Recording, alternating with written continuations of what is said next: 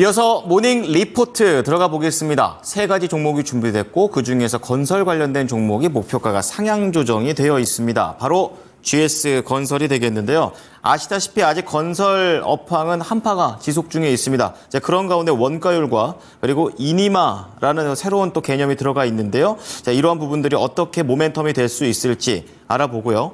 두 번째는 완성차 기아가 되겠습니다. 목표가 변동은 없지만 실적 피크아웃에 대한 그런 우려를 걷고 있는 완성차입니다. 실적만으로는 부족한가? 다른 것들에 대한 내용들을 보겠습니다. 그리고 마지막으로 금융 쪽에서는 신한지주가 포함이 되어 있는데요. 이 주말에도 신한지주와 그리고 우리 금융에 대한 긍정적인 밸류업 전망이 나온 바 있습니다. 제목도 좋습니다. 파격적, 압도적, 엄지척이다라고 얘기하고 있는데요. 대장주보다 좋은 건 어떤 것들이 있을까요? 알아보죠. 어떻습니까? 네, 이렇게 세 가지 리포트 함께 준비되어 있습니다. 증권가의 시각도 미리 보기를 통해서 알아보겠습니다. 첫 번째, GS건설 함께 보시죠. 오늘 KB증권에서 리포트가 나왔는데요. 일단 건설업종 최근에 다시 한번 주가로서 주목을 받고 있습니다. 그 가운데 GS건설 역시나 2분기 실적이 상당히 좋아 급등했는데요. 2분기 영업이익은 937억 원으로 전년 대비 흑자 전환에 성공했고 컨센서스를 상회했습니다.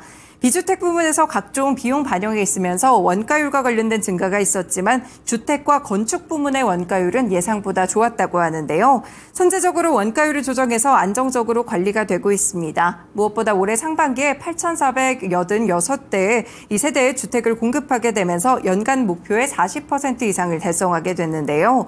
본격적으로 주택을 공급 중이기 때문에 원가율이 개선됐을 때 실적에 대한 개선 속도도 상당히 빠를 것으로 보입니다.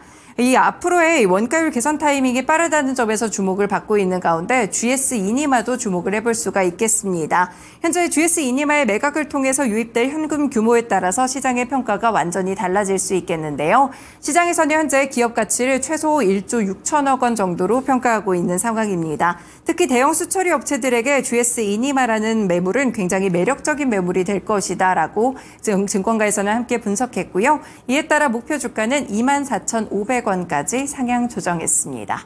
GS건설 차트 보겠습니다. 네, GS건설 최근에 건설 종목들의 상승세가 가팔랐다는 점을 그대로 보여주고 있는데요. 한동안 지지부진하게 부동산 PF 사태 이후로 움직이지 않았던 건설 종목이 7월 들어서 급등하는 흐름을 가져가고 있습니다. 단기 이동평균선이 빠르게 올라오는 모습 속에서 20일 이동평균선은 따라오지도 못하고 있는 상황이고요.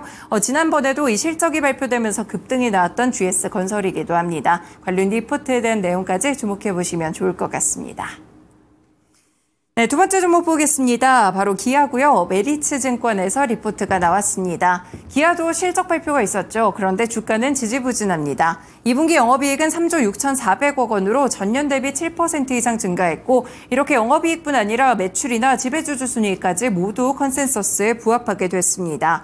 가치평가에서 영업성과가 전혀 반영되지 않는 모습인데요. 결국에는 쌓여진 영업실적의 주주 환원이 주가에는 더 중요하게 반영되고 있습니다.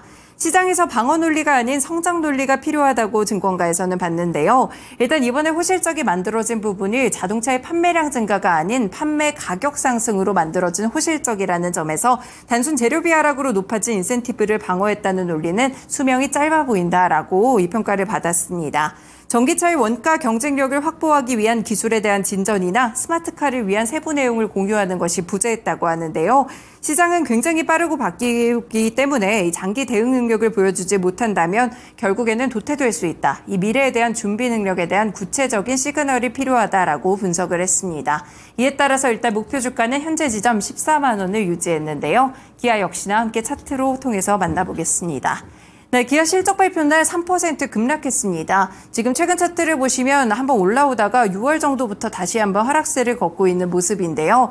최근에 다시 한번 내림세가 좀 깊어지는 폭이 나타나고 있고요. 현재 구간에서는 120일 이동평균선도 하회하려는 흐름들이 좀 나타나고 있습니다. 기아가 호실적이 나오기는 했지만 주가가 하락했던 이유를 잘 설명해주는 리포트였습니다.